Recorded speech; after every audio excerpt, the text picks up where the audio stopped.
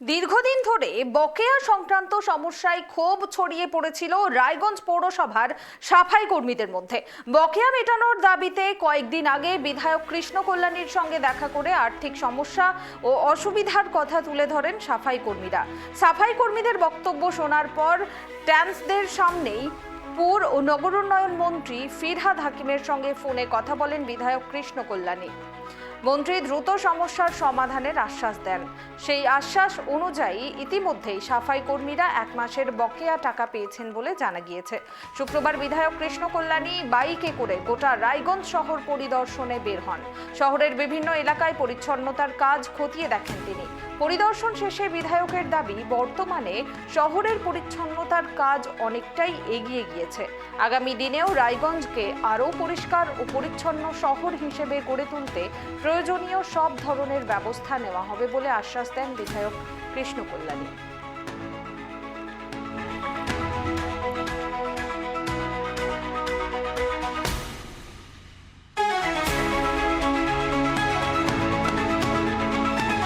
আপনারা জানেন, দুদিন আগে সাফাই কর্মীরা আমার কাছে এসেছিলেন।